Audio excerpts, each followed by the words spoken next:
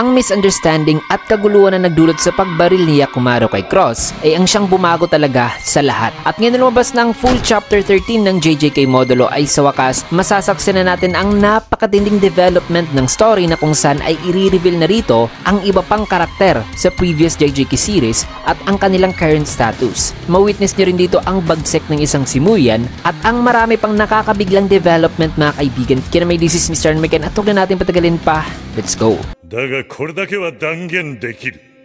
Ang pamagat ng ating chapter ngayon ay acceptance at nagsimulang chapter dito kay Cross na naka-oxygen na at unconscious mga kaibigan na nasa malubhang kondisyon talaga. Ang eksenang ito ay aftermath sa mga nangyaring gulo sa Tokyo na kung saan ay makita si Maru na gulat na sabing, "Bakit? Cross?" Sagot naman ng kaibigan ni Oski na inakala raw kasi ng sorcerer na yon na kukunin raw ni Cross ang espada nito kaya binaril daw kaagad siya ng sorcerer. Tanong naman ni Maru na totoo ba raw talaga na bubunutin na noon ni Cross ang espada? Nasagot naman ni Oski na hindi raw talaga. Na kung gusto raw talaga ni Cross ng gulo noon, wala raw talagang chance na manalo kay Cross ang mga sorcerer na yun na may mga maliliit lang daw na curse energy. Sabi pa ni Jabaloma na hanggang sa huli raw ay hinanap raw talaga ni Cross ang pinakamagandang daan para sa kapakanan daw ng mga Romilian. Nasabi pa ni Oski na huwag kang magsalita na para bang patay na ngayon si Cross. Sabay Cornelio ni Jabaloma na sabing hindi pa siya patay, ang mayabang nagagong yan. Hindi siya mamamatay ng ganyan lang. Na habang inis na inis itong si Oski, ay di naman nakapagsalita si Maru at tulala lang. Matapos niya ay nilipat naman eksena sa Jujutsu Tech na kung saan ay may kita ang gulat na reaksyon ni Tsurgi nang sinabi nito ngayon na si Usame. Sagot naman itong babae na pinagpapawisan habang nagpapaliwanag na sabing patawad. Ang RCT ko o reverse curse technique daw niya ay di raw kayang in-neutralize ang epekto ng curse speech ni Usame. Na napakatindi raw ng recoil nito kay Usame na para bang ang ginamitan daw ni Usame ng curse speech ay napakalakas daw talaga na isang individual sapagkat may kita si Usame na nasa malubhang kalagayan din. So apparently ang babaeng to ay ang parang pumalit kay Shoko mga kaibigan o ang Shoko sa era na to na may reverse curse technique na kayang mag-treat o mag-heal sa iba. Though ang kalagayan ngayon ni Usame ay far worse na di na nakayanan pa ng kanyang ability na i-neutralize. Kaya sabi naman ni Tsurugi sa kanya na hindi maaari. Alam mo na isang grade 1 sorcerer si Usame diba? Which is ka-level din ako sa Kabe at Nanami mga kaibigan. In which sabi naman itong isa pang babae na kasama rin noon ni Usame sa meeting na sabing isa rin akong grade 1 sorcerer. Pero kung sakali mang makaharap ko ang kalaban na kagaya raw ng nakaharap ni Usame ay mas pipiliin na lang daw niyang tumakbo na depende nga raw sa ugali at kilos nito ay baka mas pipiliin pa nga raw niyang magpakamatay na lang sapagkat ang nakaharap daw ni Usame ay hindi raw isang klase ng individual na nasusukat sa grade na isa raw talaga itong calamity. So again, pinapakita rito mga kaibigan na si Dabora indeed hindi lang isang special grade level kundi isang calamity talaga na kagaya na nag-iisang king of curses na si Suko na mga kaibigan. At may kita rito sa mga mata ni Tsurugi ang labis na pagkagulat habang dinidescribe ng babaeng to ang lakas ni Dabora na matapos yan ay nilipat ng next na moments bago naging ganito ng sitwasyon ni Usame. Nasabi dito ni Dabora nang dumating ito sa Tokyo na ano raw ang ginagawa nila. Sabi naman ng lahat na Dabora, may kita naman na dumating na ang backup sorcerers na nang-exercise sana dito sa Tokyo. In which ay sinabihan naman sila ni Usame na wala raw gagalaw na sa isipan naman ni Yakumaru na oo as if naman daw na kailangan pa siyang pagsabihan nito. May kita naman ng kaba sa mukha ni Yakumaru na habang nakatingin siya sa napaka-intimidating na aura ni Dabora ay sabi niya sa kanyang isipan na sino ba naman daw makakagalaw sa sitwasyon na ito na nasa harap raw nila ang isang halimaw. May kita naman na di rin nakakilos ang mga kasama ni Oski na binubuhat ngayon si Cross sa harap ni Dabora. At itong si Cross mga kaibigan ay wala na talagang malay at tinitigan siya ngayon ni Dabora na sabing ano bang ginagawa nyo? Sabalit wala pa rin nakasagot. Kaya nagsalita ulit si Dabora na sabing tinatanong ko kayo, ano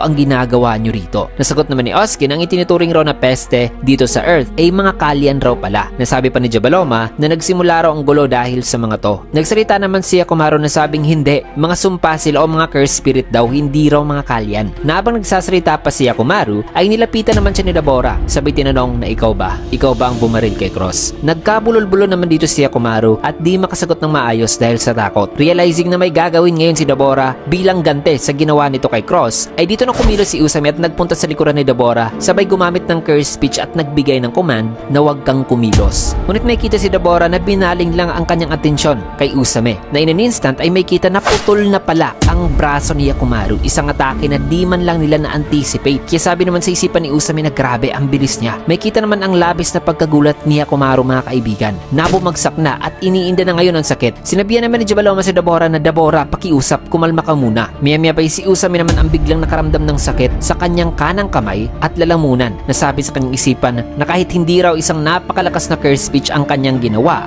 gaya na lang ng pagbigay ng command na mamatay ka o madurog ka, ay still napakatindi pa rin daw ng recoil o backlash sa kanya ng curse speech na may command lang sana na huwag kang kumilos, sapagkat may kita na malaya lang na nakakagalaw itong si Dabora mga kaibigan o nakakakilos na para bang di ito ginamitan ng curse speech. Nasabi pa nito na so ito raw pala ang jujutsu ng Earth. May kita naman si Yakumaru na nasaktan talaga, pero nakuha pa nitong magsalita na sabing masyado rong mabagal si Usame. Na dito naman kay Dabora ay sabi pa niya kay Usame na napaluhod na mukhang nagdurusa raw ngayon si Usame. Dito naman sa isipan ng sorcerer na may katana ay sabi nito na ini-ignore lang daw ni Dabora ang epekto ng curse speech, na gumagalaw lang daw ito ngayon na parang wala lang daw sa kanya. Nasabi naman sa isipan nitong isa pang sorcerer na masama ito. The more daw na kikilos o gagalaw itong si Dabora ay the more na mas titindi raw ang backlash na marireceive ni Usame sa paggamit ito ng curse speech na dito malab. So this means na napakalakas talaga ni Dabora mga kaibigan, kasi ayon sa chapter 269 ng JJK manga na kung ginamitan din daw ni Inumaki noon si Sukuna ng curse speech nung sa time na di pa ito nakareceive ng matitinding injuries mula kay Yuji at sa iba pang sorcerer, ay posibleng malubha raw talaga ang backlash na marireceive ni Inumaki doon, at possible pa nga mga kaibigan na hindi rin e-epekto kay Sukuna ang ginawa nila noon nung nasa loob ng domain clash si Sukuna kaharap si Yuta na nasa katawan ni Gojo. So ang feat na pag-ignore ni Dabora sa curse speech ay nagpapatuloy na hindi lang talaga hype ang lakas nito. Nagsalita naman si Usame na sabing paumanhin sa kanyang walang respeto rong tono. Lubos raw siyang humihingi ng paumanhin sa nangyari raw kay Cross. Sabay lumuhod na si Usame na nagmamakaawa na sabing paumanhin talaga. Lubos kaming humihingi ng paumanhin, pero pakiusap, kahit ngayon lang pakiusap, umatras muna kayo. Bigyan niya sana kami ng tsansa na pag-usapan itong nangyayari ngayon sa formal daw na pamamaraan, na sana ay bigyan raw sila nito ng tsansa o one last chance. Na habang nagmamakaawa si Usame ay sumuka naman siya rito ng dugo. Kaya na may nagsalita rito si Dabora na sabing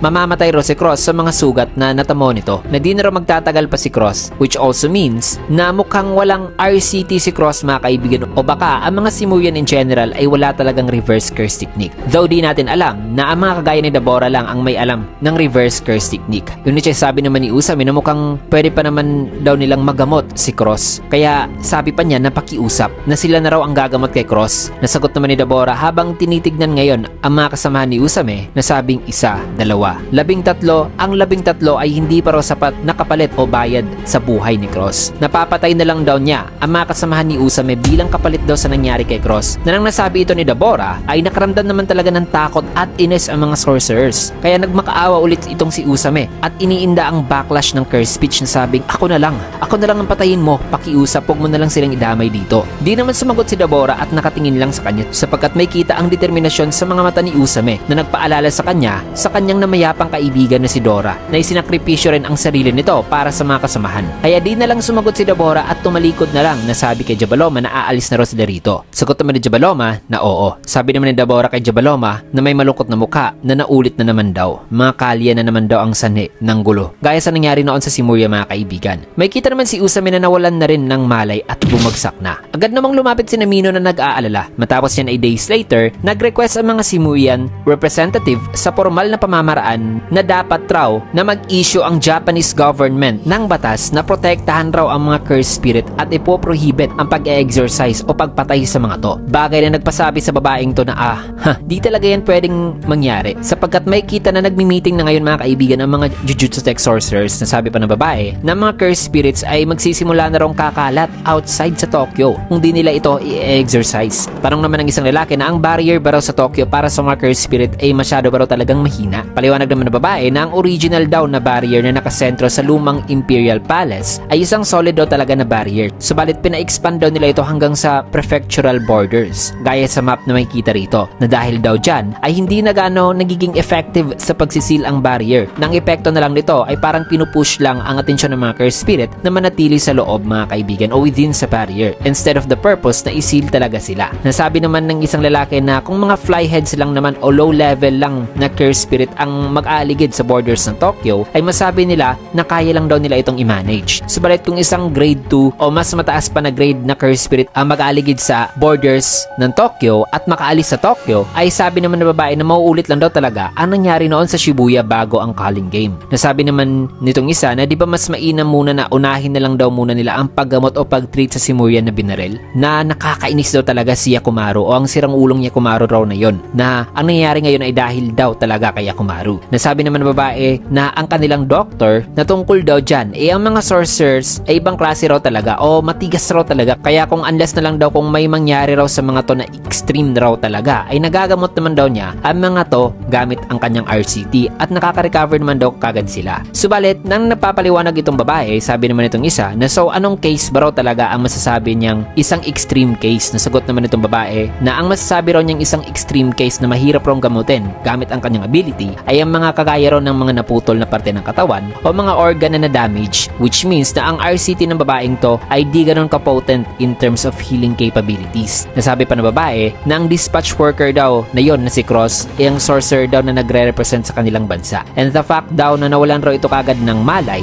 dahil sa nangyaring pagbaril ay maaaring nagsasuffer daw ito ngayon ng damage sa vital organ nito. Nasabi naman ng babae na kung pinopose raw nila sa mga Simurian na gagamutin raw nila si Cross pero in the end ay di raw nila ito may heal, ay di ba mukhang masama raw yan? Nasabi naman ng doktor na at saka what if daw na may isa palang specific Simurian anatomy sila o si Cross na isang organ na di raw sila familiar ang na-damage, ay wala raw talaga silang magagawa kung ganun. Nasabi pa nitong isang lalaki na nakakainis raw talaga si Yakumaru. Sabi pa nitong doktor na kahit na nasaktan din daw at mahil pa nila itong si Cross, ay hindi naman daw sa palalagpasin na lang daw ng mga Simurians ang nangyari. Nakakalimutan na raw nila ang tungkol sa mga cursed spirit na either way, parang magigisa lang daw talaga sila mga kaibigan sa kanilang sariling mantika kasi ang paghihil kay Cross ay hindi naman sasagot sa lahat ng kanilang problema. Nasabi pa nitong isa na alam daw niya ang possibility na yan, kaya humihingi raw siya ng paumanin. Kaya tinanong naman ng babae si Mino na hanggang kailan pa ba raw nila pwedeng matake ang pagpigil sa pag-exercise sa mga cursed spirit. Nasabi naman ni Mino na ang Great Purification ay nakansila na raw, kaya posibleng isang buwan lang daw ang limit na pwede nilang ihinto ang pag-exercise. Matapos niyan ay 1 month later, December 2086, may kita ang dalawang sorcerers na naglalakad. Nasabing ang pag-hunt daw sa mga cursed spirit sa gabi ay napakadelikadong bagay raw. Nasagot naman ng isa na hindi raw nila ito maiiwasan sapagkat wala naman daw silang nagawa for the past month at ang kanila lang daw natatanging option ngayon ay ang i-exterminate ang mga cursed spirits nang di napapansin ng mga Simurians. During this time ay dito naman sa loob ng Nonox ship ay may kita si Oski na sabi ng kaibigan nito na nararamdaman mo ba mula rito? Sagot naman ni Oski na i-focus lang daw ang pandama directly sa baba o sa Tokyo, na wag raw itong mag-alala kasi ang damage daw mula sa mga luha na tutulo sa kanyang third eye ay minimal lang naman daw, na masisense daw dapat nila ang mga yon mula rito sa distance na to, at ang masisense nila ay ang mga boses daw ng mga cursed spirits. Nasabi pa ni Oski na hindi, boses raw ng kalian. Na habang nakafocus ngayon si Oski ay bigla namang tumulo ang luha sa kanyang third eye, which means ay nagbigay ng ganitong epekto ang pag-e-exercise ng mga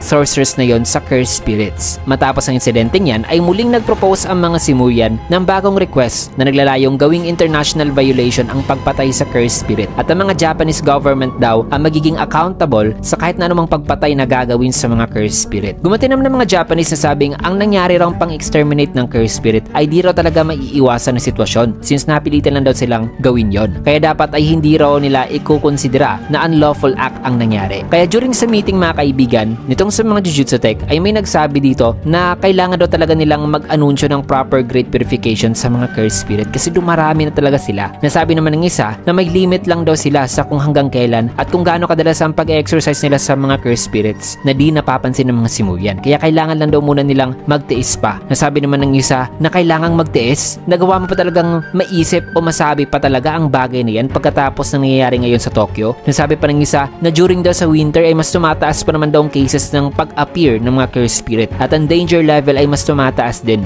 On top of that ay ang pang-exterminate nila sa mga cursed spirit ay sa gabi lang daw nila ginagawa, so grabe ng adjustments ang kanilang ginagawa para lang sa mga Simurian. And in this moment ay ang year at month ay January 2087 na. May kita naman dito sa isang ospital na marami na ang kasalukuyang tinitreat na maaring dulot ito sa pagdami ng mga cursed spirit na posibleng may mga naging biktima na rin. Nasabi nitong isa na nasa limit na raw sila. Dito naman kina Oski ay sabi nitong kanyang kaibigan na Oski, kahit na na di raw gaano kabigat ang nararamdaman nito ngayon, kung patuloy pa rin ang pagtulo ng luha sa third eye nito ay magdudulot na raw talaga ito eventually ng masamang epekto kay Oski. Subalit sabi lang ni Oski na hindi, kailangan kong akuin ang mga boses nila. Ito nga lang daw ang bare minimum na pwede niyang gawin bilang isang Romilian sorcerer. So ang mga na-exterminate na mga cursed spirit mga kaibigan ay dito nakafocus ang epekto kay Oski o parang inaako niya lahat na ngayon sumasakit na ang ulo na sabing bakit pinapatay daw ng mga tao ang mga kalyan, na kung maririnig lang daw nila ang boses ng mga to ay sigurado na di raw nila ito gagawin. Maya-maya pa'y dumating naman si Dabora at Jabaloman na sabi naman ni Dabora na tama na yan.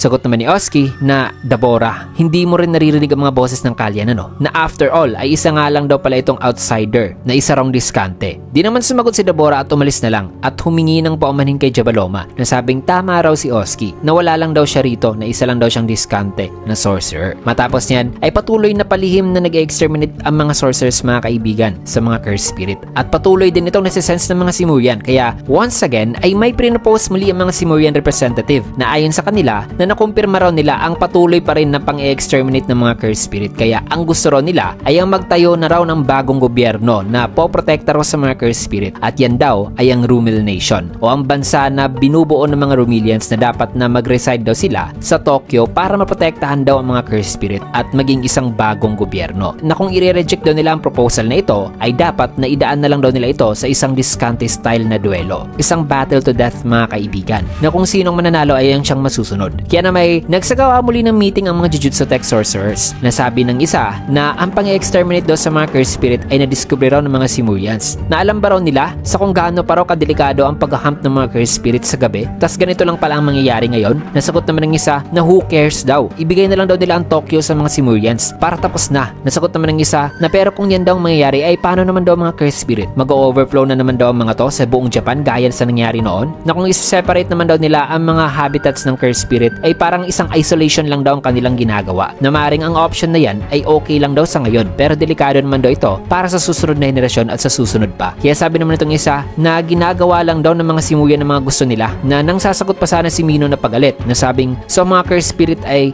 sabi naman itong babae na tumahimik muna kayo. Para sa duelo raw na ang kaharap ay si Dabora ay nag-iisa lang daw talagang candidate na mapipili nila ay si Yuji Itadori lang daw talaga, na nakontak na ba raw ni Mino si Yuji? Sagot naman ni Mino na hindi raw talaga, ni wala nga raw silang nakuhang kahit na maliit lang na lead sa kung nasan ang lokasyon ni Yuji. Kaya na may matapos niyan inilipat naman na eksena sa kung saan ay tinanong nila mismo ang matanda na si Kugisaki Nobara at inadress nila ito bilang si Miss Kugisaki, na maaaring hindi pala ito kinasal o hindi talaga nag-asawa. Sa ngayon parang nasa penthouse itong si Kugisaki at obviously mayaman na siya, na ayon pa sa kanya na ang huling time daw na nakita niya si Yuji ay nung sa funeral daw ni Hana Kurusu, ang vessel na angel na nagka-crash noon kay Megumi mga kaibigan. Nasabi raw ni Yuji noon nung dumalo ito sa funeral na ito na raw ang huling funeral rites na kanyang dadaluhan, na hindi na raw siya dadalo sa iba pang funeral, which made me think kung dumalo ba noon si Yuji sa funeral ni Maki at Yuta, na maaaring dumalo siya kung nauna ang dalawa na namatay kaysa kay Hana. Dada pa ni Nobara na maaaring puro muscle lang daw kung tignan si Yuji pero may pagka-sensitive din daw ito pagdating sa mga bagay na yan, na hindi lang daw talaga matiis ni Yuji na makita ang kanya mga kaibigan na mamaalam, na sa tingin ni Nobara na hindi raw na-imagine ni Yuji na ang bilin-bilin ng lolo nito bago ito namatay noon ay hindi raw niya pala matutupad. Which brings us dito sa episode 1 mismo ng Jujutsu Kaisen, na bago namatay ang lolo ni Yuji ay sinabi nito na dapat ay hindi raw ito magaya sa kanya, na dapat ay mamatay daw si Yuji na napapaligiran ng kanyang mga kaibigan, di gaya dito kay Wasuke mga kaibigan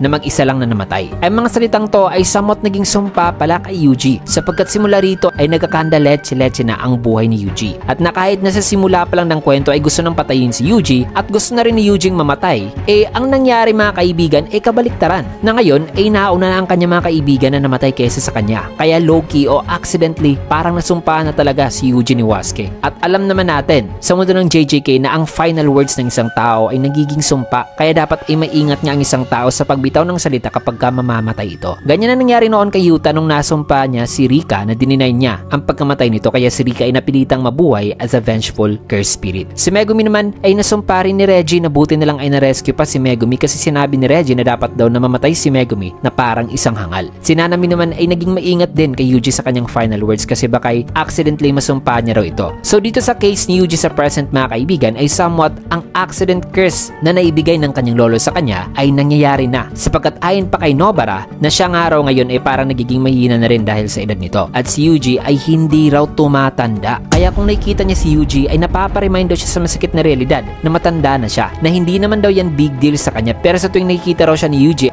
parang napapansin niya na naaawa raw si Yuji sa kanya kasi matanda na siya. Kaya hindi rin daw niya na-handle ang reaksyon na yan ni Yuji. So it is confirmed mga kaibigan mula mismo kay Nobara na hindi tumanda o hindi tumatanda si Yuji, na may two possible reason dyan. Na una, si Yuji ay maaaring isa ng immortal. Pangalawa, maaaring matagal lang talaga siyang tumatanda, which is ang dalawang reason na yan ay likely due to him consuming the rest sa mga death paintings na half human half cursed spirit, which technically makes Yuji na isang tao na may dugo na ring cursed spirit o hybrid na mga kaibigan. At ang mga cursed spirit ay hindi pa naman namamatay unless kung papatayin o i-exercise ito. So grabe, ang tindi ng revelasyon na ito ni Nobara. Nasabi pa ni Nobara dito sa recording na pinapanood ngayon ni Namino na kung sakali raw makita nila si Yuji ay dapat nasabihan daw nila si Yuji na sabi raw ni Nobara wag mo akong maliitin, sira ulo. Sabi dito na natapos ang recording ng testimony ni Nobara. Matapos yan ay sabi naman dito ni Mino na so wala na raw pala talaga silang pag-asa. Sagot naman ng babae na may pag-asa pa tayo, pero nakadepende na lang daw talaga ito sa kanya. Na matapos masabi ng babae ayon dito na on January 2087 mula sa Shibuya, ang representative daw ng Rumel ay si Dabora Karaba. Siya raw ang napili para sa gaganapin na duelo for the purpose daw na pagprotekta sa mga cursed spirit at sa pagmamay-ari sa Tokyo. Now on Earth naman, ang representative ng Japan na kanilang ninominate ay walang iba kundi si Okotsu Yuka,